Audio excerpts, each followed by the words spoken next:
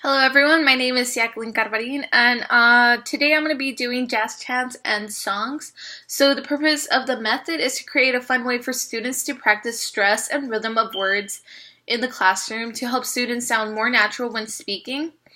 This method can also be used to review important vocabulary words and grammatical structure. It's also good to note that it is only for natural spoken English language, so it should be real, useful, and appropriate language used in these jazz chants.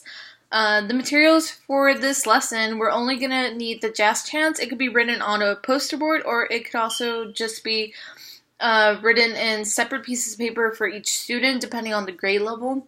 Also, vocabulary list, instrument, and in this case, I chose drums because I want them to have like a really good rhythm. Students and also a little bit of rhythm would be helpful for jazz chants.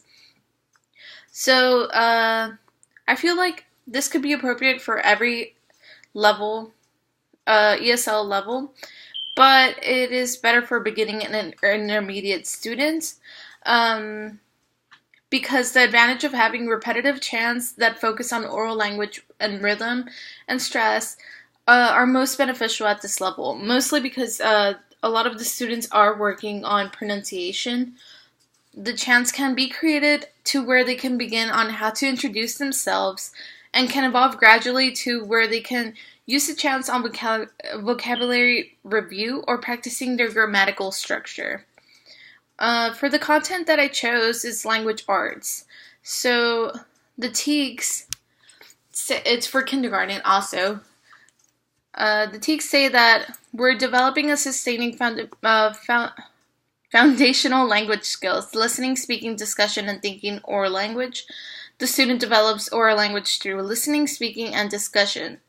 And the student is expected to restate and follow oral directions and involve a short, related sequence of actions, which is perfect for jazz chants.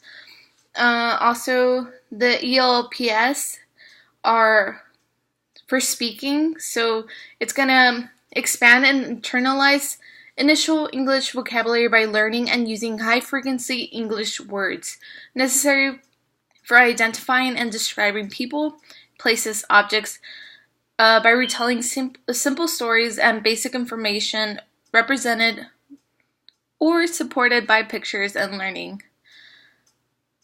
Okay, so with that being said, for my activity, the steps for the strategy are relatively easy, fun, and repetitive for the most part. So the students will start the lesson by first going over the vocabulary. And these will be put in a poster board where you could write them down so they could also kind of see how they're being spelled. So the vocabulary words I chose are went, tall, play, and she. So the words will then be said in a rhythmic way to get a feel of what they sound like and how to stress the word if needed. The students and I would repeat them about 3 times and then continue to the jazz chant. So for now, like I would just go like went, tall, play, she. So they could kind of know how to pronounce the words. And then the jazz chant would actually be introduced. So this is the moment where the students would get the drums. In this case, I don't have a drum, but we would do something like this. She went to play on a tall swing. Where did she go? On the tall swing. So it's just, they would do that they would first hear me do the chant, like you guys heard me now, and then they would do it themselves, and then we would do it all together, and from there, then on, we could do it as many times as possible, just to see that they're actually getting the rhythm of it and the pronunciation of the words. This strategy is a great method to promote fun learning and using arts as a learning strategy. The language requires practice, which you can do through music without really thinking about it. We're in a generation where art is as prevalent as ever, so music is being used to learn about history in a fun and relevant way.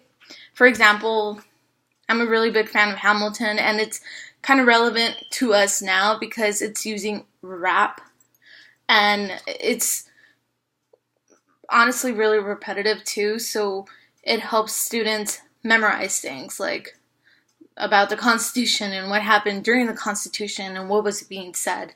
So those ties are really cool to see.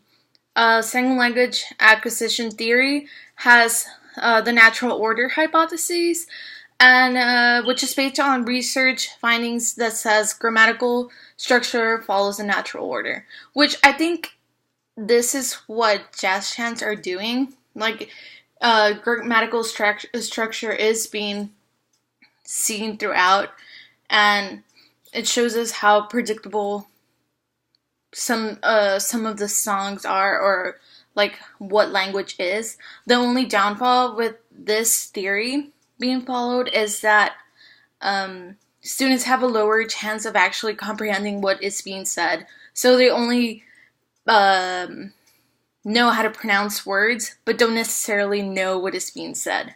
So that's the only disadvantage. But other than that, that was what jazz chants are, and I hope you guys enjoyed this video. Thank you for listening.